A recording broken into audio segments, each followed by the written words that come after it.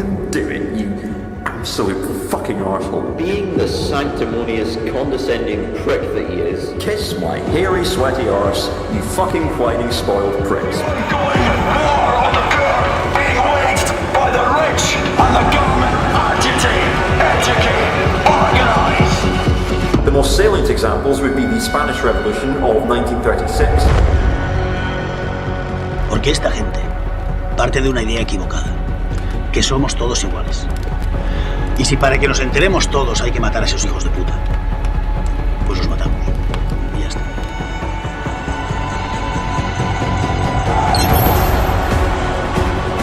You know your bite is poisonous, and now I'm going to die. Oh, shut up, silly woman, said the reptile with a grin. You knew damn well I was a snake before you took me in.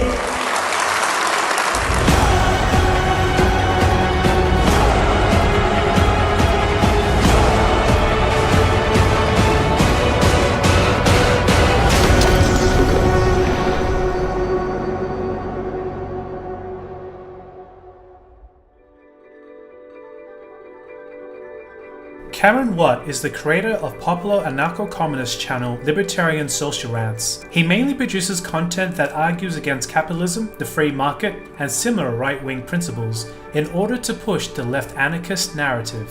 While there are many far-right content creators on YouTube that promote capitalism, the non-aggression principle, and private property rights, there are very few on the far left that advocate the opposite. Of those who advocate the opposite, Cameron Watt is the most successful, with his subscriber count reaching over 25,000 people. Being the most well-known libertarian socialist YouTuber, he is often recommended to people who are interested in learning more about left anarchism and constantly attracts new people to the communist paradigm. Because of his proven commitment and his provocative subject matters, Libertarian Social Rants is a unique example of a successful left anarchist on the YouTube community. Like other left anarchists, Cameron makes the case that capitalism is the cause of much of the suffering and injustices of this world. The goal of his channel, and many other left anarchists, is to abolish the capitalist system of private property rights, the boss-worker relationship, and end wage trade, which will all be done through a series of violent revolutions. He argues that the capitalist system ought to be replaced with worker control and worker unions, which will remove the employer-to-employee hierarchy that they consider oppressive. After the means of production is in complete worker hands, the workers will then work to abolish money and remove the state through solidarity. This is also the stated end goal of communism, in which Karl Marx advocated a social system that is classless, moneyless, and stateless to defeat such things as privilege, exploitation, and inequality. Revolutionary Catalonia is often referenced as a historical example of such a system during the Spanish Civil War. Left anarchism was achieved in some parts of Spain after the worker union, known as the CNT, took control over the means of production. They abolished bosses, private property, and money for a few short years until the Communist Party betrayed the CNT and took back control from the workers, ending the left anarchist experiment in Spain. Left anarchism continued in spirit after the fall of revolutionary Catalonia, with the far left movement in the Western world being significant, dangerous, and fueling the explosive growth of the reactionary alt-right. The most treacherous manifestation of the far left is the worldwide Antifa group, who have made it their mission to disrupt, vandalize, and brutally attack any individual who are not aligned with their views. How can the behaviors of the far left be rationalized? What are the common refutations of left anarchism? And what exactly happened in revolutionary Catalonia? This is Love, Life and Anarchy, and this will be the case against Libertarian Socialist Rants.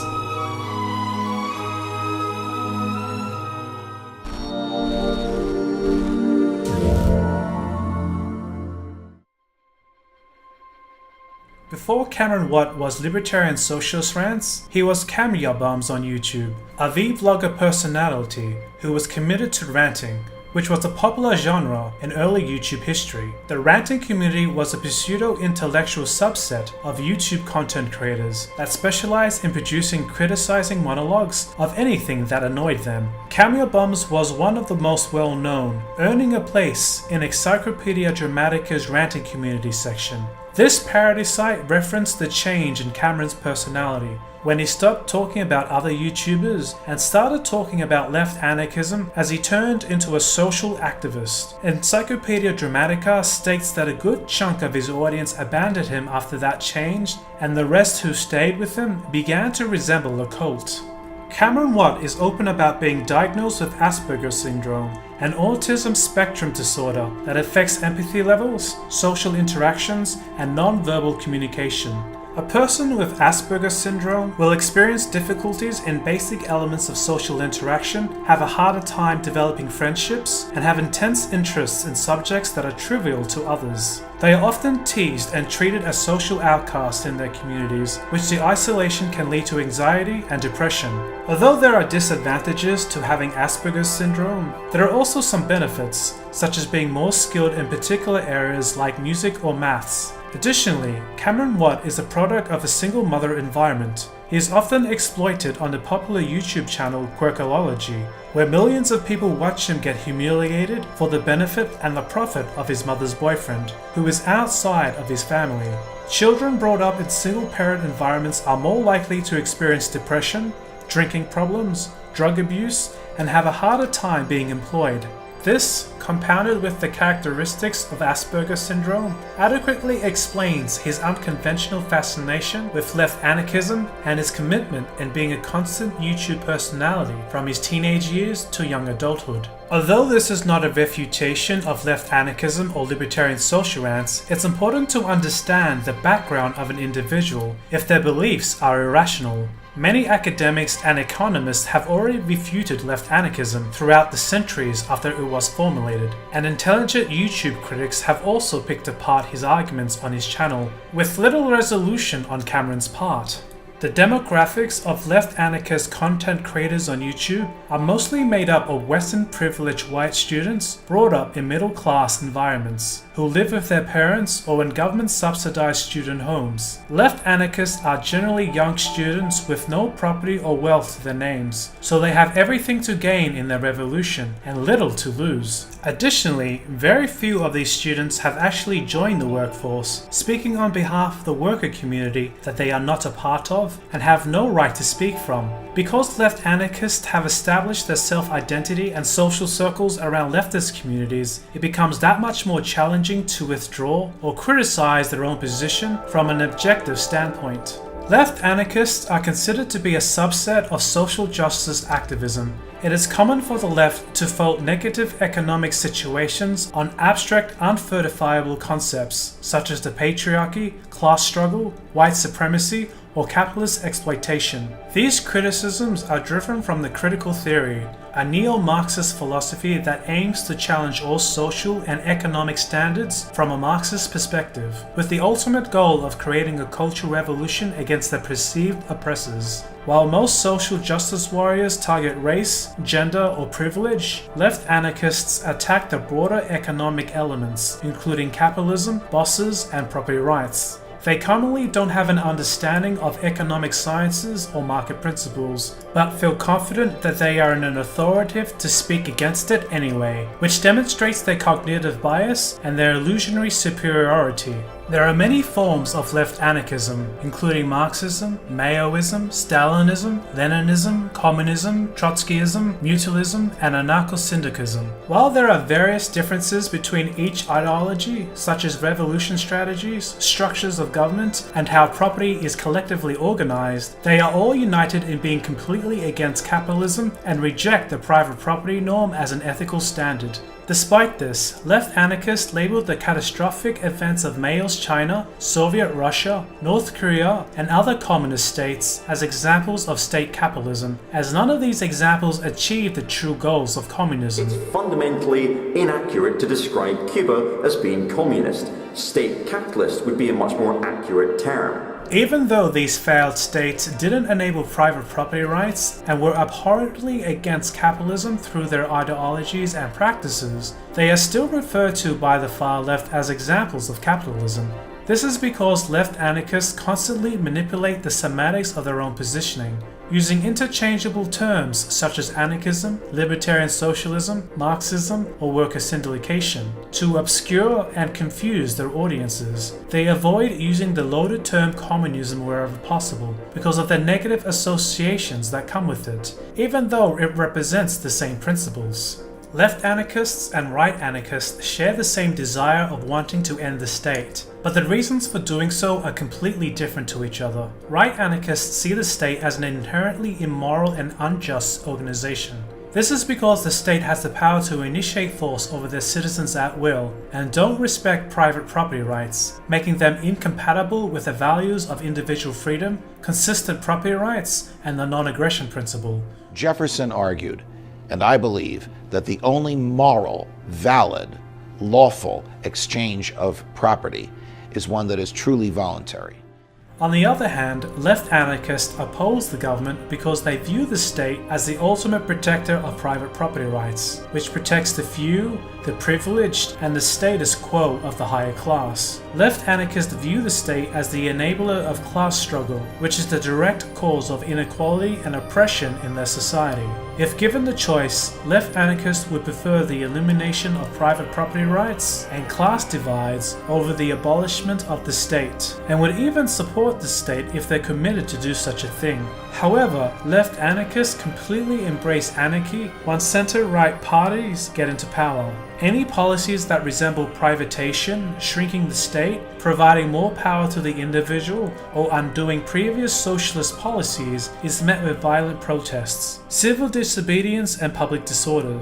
The most notorious movement include the Black Bloc protests, which are mostly made up of left-anarchists. Embracing common terrorist practices, they conceal their faces so they cannot be identified, and march in their cities with the purpose of causing disruption and carnage. It is not uncommon to see street fighting, vandalism, rioting, looting, attacking police, and abusing citizens in their protests. This can be seen in popular left-anarchist YouTube channel Stimulator, who encourages left-anarchists to riot, attack police, and start a violent revolution. The Antifa group within left anarchy are particularly violent and heinous, causing grievous bodily harm to others, advocating stabbings or burnings to their enemies, all the while claiming that their actions are just and noble. Antifa were responsible in drenching Lauren Southern in urine after she stated that there were only two genders, and attacked Florida Senator candidate Augustus Vindicus in great numbers in March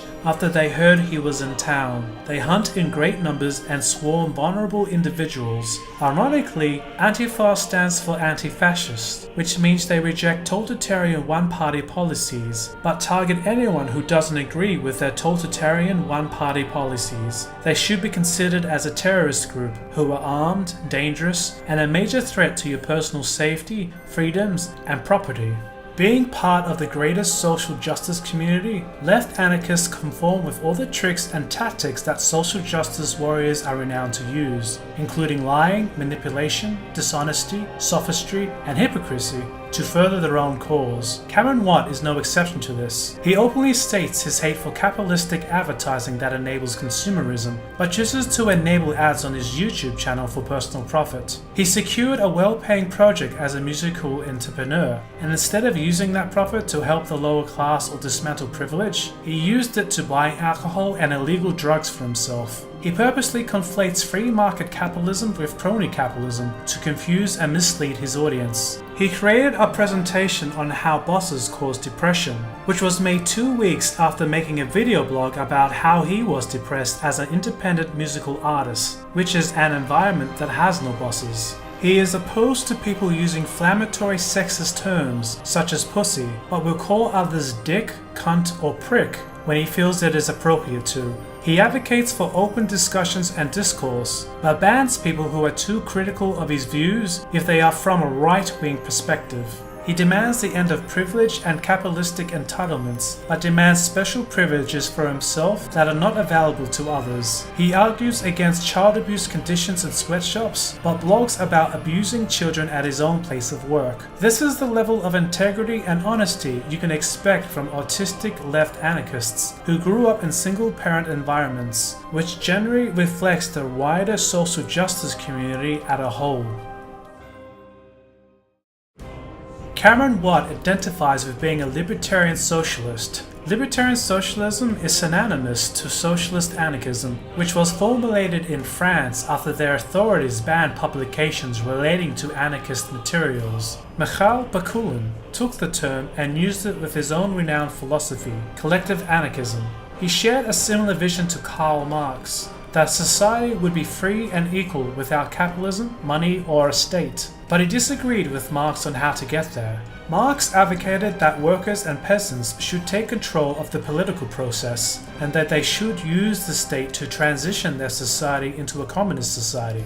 However, Bakunin opposed this process, as he argued that the dictatorship of the proletarian would lead to a new privileged class from within the government that would serve in their own self-interest. It is preferable that workers organize from below through local grassroots organizations, avoiding the state apparatus altogether. Mikhail Bakunin's work was widely popular and publicized in Spain before its civil war. Catalonia specifically was known to be a hotbed of worker unionism and anarchist thought.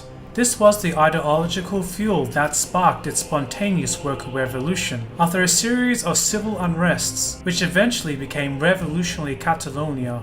Left-Anarchists will often use this as the prime example of a successful libertarian socialism community that existed in modern history. There are conflicting historical accounts about what actually happened in revolutionary Catalonia, with the far left praising the socialist revolution as a boom to their local economy and advanced the general well-being of their workers, while other sources are far more critical about the revolution. I have read 3 books for this segment which are consistent with each other and have sufficient citation in their works.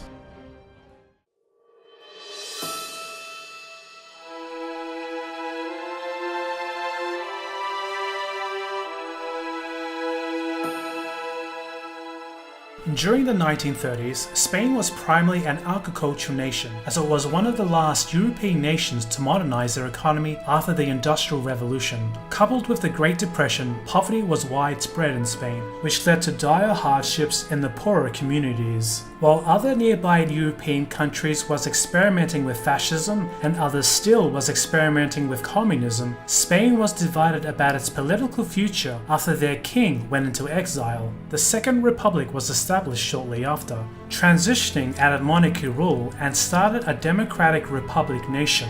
The first Prime Minister would legislate controversial progressive laws that would favor the poor and worker unions, such as mandatory high minimum wage, shorter work hours, and the forced redistribution of farming lands. Workers would demand more benefits from employers, and their employers would refuse, choosing to leave their harvests to rot in their fields, rather than push the high costs of their workers to their customers. Gangs of workers would enter farms and force the managers to grant them work. Peasants would steal animals, crops, and cut trees for firewood. Workers that were not part of unions would be intimidated to join. Workers and unions were encouraged to strike, not peacefully, but with crude bombs and with riots. Cars were set on fire and made to run down the streets in flames. It wasn't just the capitalists that were targeted. Small landowners lived in constant fear that they would also become victims of worker aggression, and the words bourgeoisie and fascists were expanded to include property owners of every size. The Republic's newly formed constitution was even more controversial, limiting the rights of religion and clergymen in a predominantly Christian nation. This was inspired from Marxist thought, as religion was seen as opium of the people, and advocated that religion should be abolished. In Marxist Soviet Union, many Christians were persecuted for their beliefs, enabling ridiculement, harassment, incarcerations, and executions. Moderate Christians were seeing Spain following the same path, and pressured the Republic to reform the anti-clerical aspects of their constitution. The Republic refused, rejecting that notion as unacceptable. The second Prime Minister would later state that all of the convents in Madrid were not worth one Republican life. Historians believe that this open hostility towards the church would be the primary cause of their civil war.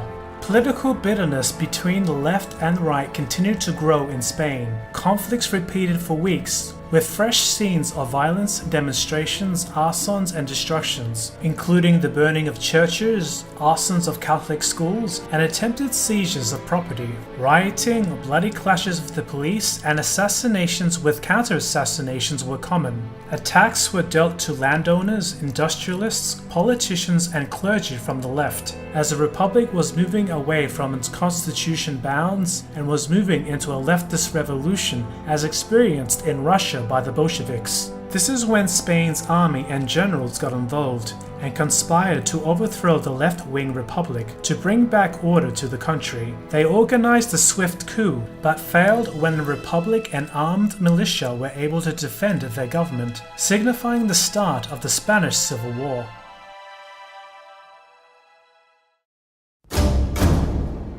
The Red Terror of Spain began shortly after, which was the worker revolutionary event that today's left-anarchists crave for. Leftist political groups and armed workers massacred, mass executed, and forcefully seized property.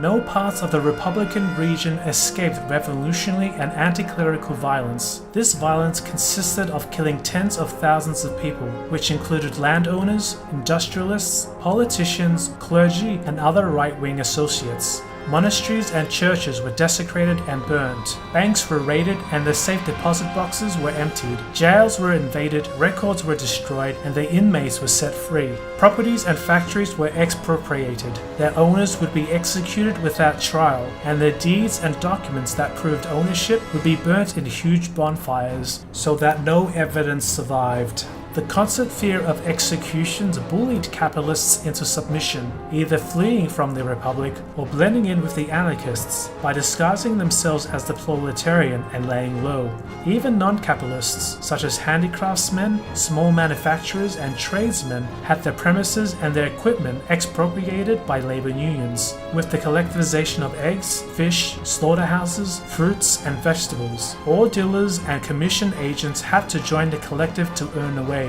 which was the same wage as everyone else, and the small bourgeoisie had no choice but to submit to the power of the worker unions and accept that all of their property was lost. The worker unions didn't allow for any property rights, no matter how small, because they believed private property would inevitably recreate the bourgeoisie mentality. Individual farming would lead to large property estates, which would introduce the exploitation of man by man, re-establishing the old capitalist system. The goal of the revolution was to uproot the capitalist system forever, to reconstruct Spain both materially and morally to the left-anarchist image that will inspire workers around the world to join and do the same.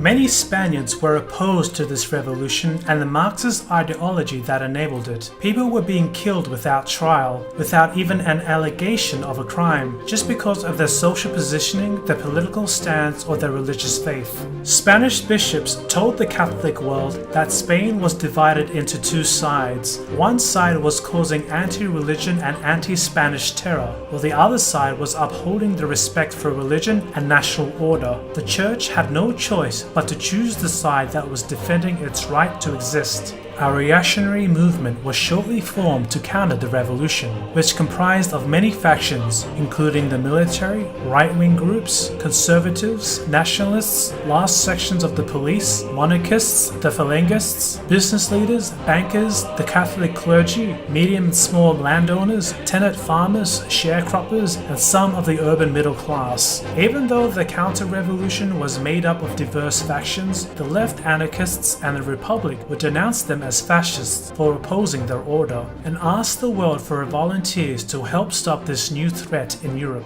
This diverse group rallied under the leadership of Franco, a general of the Spanish army who wanted to restore feudalism and was not interested in imposing fascism in Spain.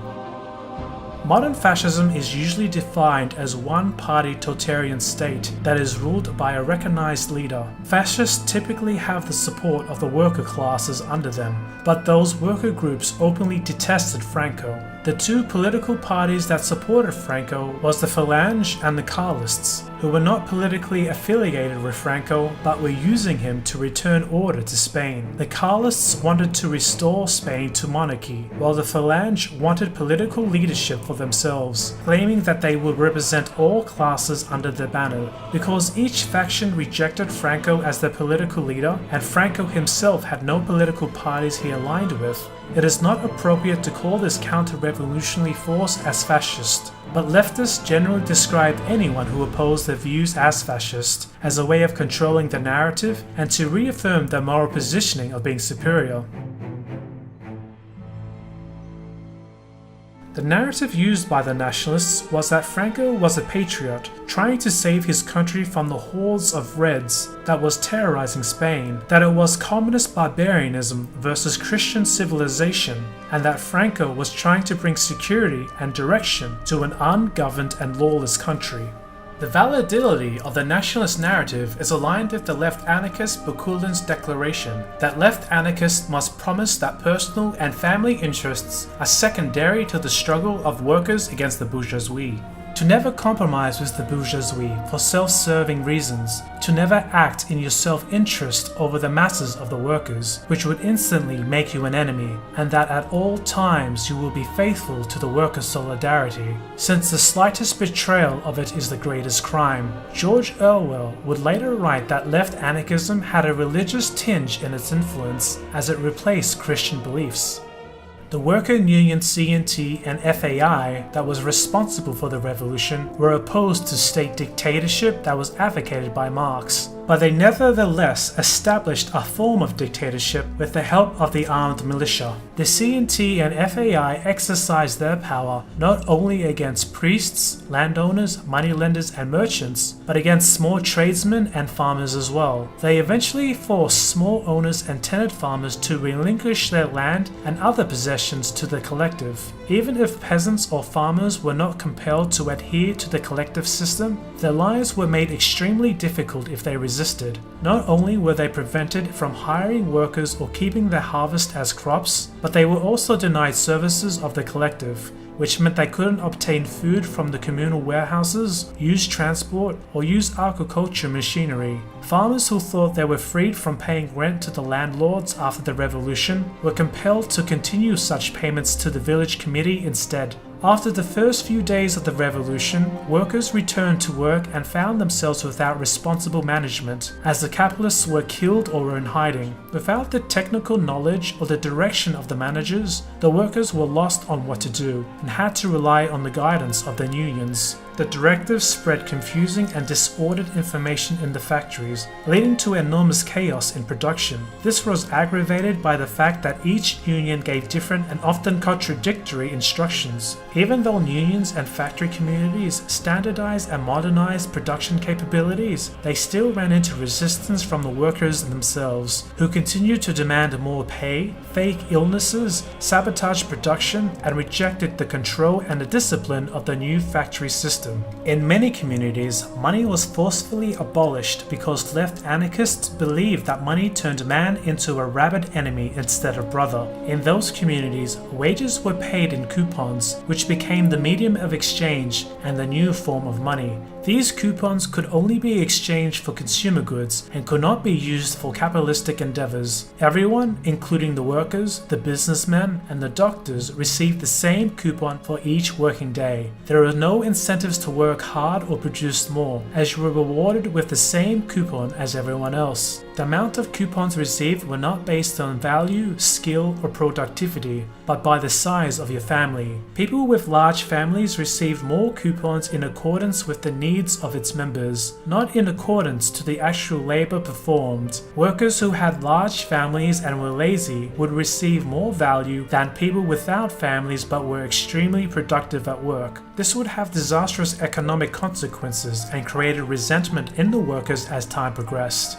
Due to these restrictions, there were limitations on trade which affected the communities. Villages that collectivized large herds of sheep and wheat would have meat and bread in their stores, but goods that were difficult to produce would not be supplied. The village bars were usually closed due to lack of commerce. Store supplies were so low that future starvation scenarios was likely and feared. Luxury items such as cigarettes, tobacco, coffee, wine, or lemonade were often impossible to find. Because of these shortages and lack of luxury items, the worker community encouraged a lifestyle without materialistic needs, claiming the divide between the proletarian and the middle class advocated a lifestyle without luxury items. Excessive drinking, smoking, and other practices that were perceived as middle class were discouraged. Cafes were closed because they were regarded as bourgeoisie institutions. Anarchists were told not to smoke, not because there wasn't any tobacco, but because anarchists shouldn't do anything that harmed their bodies, nor should they do anything that costs them money. Similar examples of reframing behavior standards can similarly be seen in socialist Venezuela, where their president has told their women to stop using hair dryers and embrace a natural look, because they couldn't provide reliable electricity. As the Civil War continued on, the economic reality of socialism settled in, and the situation became increasingly dire. Meat was scarce, and milk was practically unattainable. There are shortages of coal, sugar, petrol, and even bread. In working class quarters, the queues for bread, olive oil, and other necessities were hundreds of yards long, as it generally is the case in socialist economies that do away with capitalism. If someone wanted to travel to an area in Spain that still used money, then they would need to go to the workers' community and give a valid reason why they needed money. They will then need to exchange their coupons for Republican money, once they had the correct permissions. This regulation allows for very little freedom under Libertarian Socialism, as you need approval from the community to trade and travel with outside communities, and puts you in a submissive position to the working unions. The community had effectively become the new state. It owned everything. It directed everything. It attended to everything. Every special desire must be submitted to the committee for consideration. It alone had the final say. Despite this, Libertarian Socialists will forever boast that revolutionary Catalonia is a perfect example of their free, just, and non-hierarchical Libertarian Socialist society. With harsh committee practices that included prohibiting farmers from holding more land, requisitioning crop harvests, interfering with private trade, and collecting rents from tenant farmers, a growing resentment was building within the Republic against the trade unions. The natural occurrence of inequality and class divide between peasants who were more successful than others started to manifest, and a new middle class was developing. People who came from the middle class, as well as workers who were outperforming others, do not wish to sacrifice their profits to help outside weaker collectives. This middle class was dissatisfied that the property rights was not being respected after the revolution, and moved to undermine it. Small, medium, and tenant farmers were dissatisfied that their individual rights were not being respected by the Trotskyist party poem that enabled left-anarchism, and began to support the rivals, which was the Communist Party of Spain. The Communist Party defended the rights of small and medium proletarians, and argued against the collective ownership of the workers. The Communist Party presented itself not only as a party that will defend private property rights, but as champions of the Republic, who will restore glory to Spain and win the war against Franco. These new classes support the Communist Party as they promised to restore the Republic to how it was. The revisionist policy also attracted the people in a republic who the extreme far left had frightened in their bloody revolution. There was an enormous membership growth in the Communist Party, and their influx was largely from the new middle class, which included shopkeepers, officials, army officers, and capable peasants. The Communist Party objected to collectivization, the redistribution of large estates, the abolishment of money, and state control over the markets. The Communist Party defined their social overturn not as proletarian, but as a bourgeois democratic revolution, which is something that is not characteristic of communists. The Communist Party was backed by Stalin, who offered arms and military enforcements to the Republic, which was much needed in the Civil War. The Civil War became a triangular struggle. The fight against Franco pressed on as the Republic government tried to take power away from the trade unions. Tensions built up until the Communist Party initiated an armed offensive against the unions in the May Day events, creating another civil war within the civil war. The Communist Party and the CNT militia were fighting each other in Republican-controlled territories, with many volunteers becoming demoralized and confused, not knowing who they were or which side they were fighting for. Where are you from? Manchester. Fucking hell, I'm from Liverpool. What are you doing here? Don't know. Why aren't you over here with us? Why aren't you over here with us? Don't fucking know. Franco won the war shortly after, with help from Germany and Italy, and became the dictator of Spain. He started his campaign of White Terror that lasted for decades until his death. The White Terror was a series of political motivated violence, rapes, and other crimes committed by the Nationalists to the Leftists. The Nationalists believed that Marxism was a biological disorder, and in order for Spain to regenerate, the country needed to be purified from the evils that had overtaken it. National atrocities in which authorities were ordered to eradicate any traces of leftism were common. Working class neighborhoods were hit by artillery. Right-wing death squads were given free rein to kill government sympathizers. Medical experiments were carried out on prisoners in concentration camps to establish the biological roots of Marxism. There were 10 times more executions during Franco's reign than there was during the anarchist revolution, which historians place the figure at 200,000. Because of the dire situation and the economic aftermath of Spain's civil war, Spain was too weak to participate in the soon-to-be World War II, where Hitler asked for its assistance. The Spanish Civil War was not a prelude to the Second World War, but rather an indicator of the growing instability in Europe between the left and right political spectrums, which still continues on to this day. In the present day, the leftist paradigm has devolved to include third-wave feminism, the cisgender narrative, racism towards whites, attacks on Christianity, and prejudices against class divides, which all comes from the same Marxism and critical theory. Together, they are responsible for public disruptions, riots, the destruction of property, immigration policies to incompatible African and Muslim cultures, and have used the power of the state to silence opposition.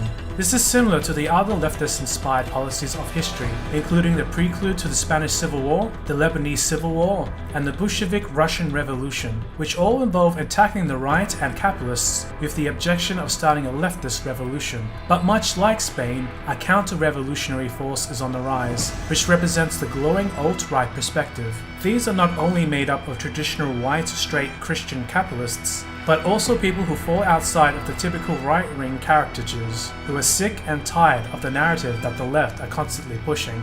Although they don't support conservatism or republicanism that the traditional right usually represents, they have come to appreciate their values regardless, and have become the reactionary force against the dominating left narrative. With the popularity of Donald Trump in the political process, and the sudden rise of alternative media that pushes against progressives, the left and right has noticeably divided into a strong cultural war, with the regular occurrence of inspired violence that spills into the streets. If these trends continue to escalate, then the possibility of a similar civil war within Western society is extremely likely.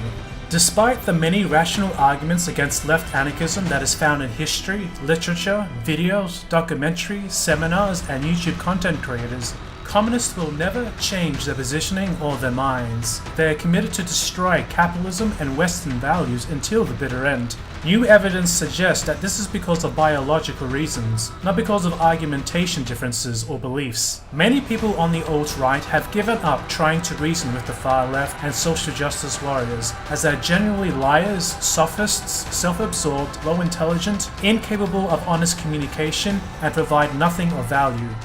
The goal of the far left is to end privilege and class divide through revolution, and they won't stop until that goal is achieved. Even if the far right is successful in creating a free capitalistic society that has an abundance of wealth and opportunity, the far left will not stop until they dominate the world. It's for this reason why some alt-righters advocate the forceful removal of leftists from their communities, or advocate that the state violently suppresses them. I am of the opinion that the far left are dangerous, irrational, inferior, and are enemies of individual rights and freedoms, and they will never stop trying to destroy modern society.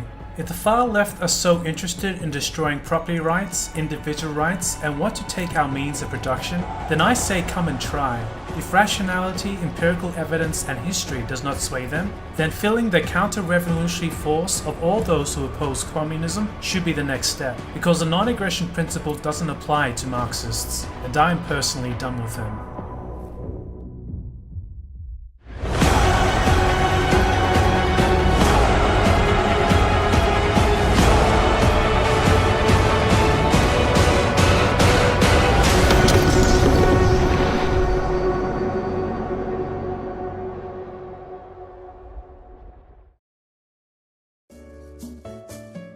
I used to watch Libertarian Socialist Rants. Essentially watching his videos introduced me to all this commie propaganda. I used to be a little lefty faggot, right? I used to be a feminist, communist, fucking piece of shit, right? Right, and when he's, presenting this one-sided nonsense without any, real data to back it up, it probably sounds appealing. Yeah. The only thing I use him for now is a forum weapon where he says if you were to be hit by a bus, that wouldn't be a bad thing. That's really what I think of him. Well, I hope he does get hit by a bus. I don't disagree that it would not be a bad thing for him to get hit by a bus. We would lose nothing of value. No, I think the world would be a better place. I mean, that's where I'm... Let's give them a helicopter ride, okay? Right? Good?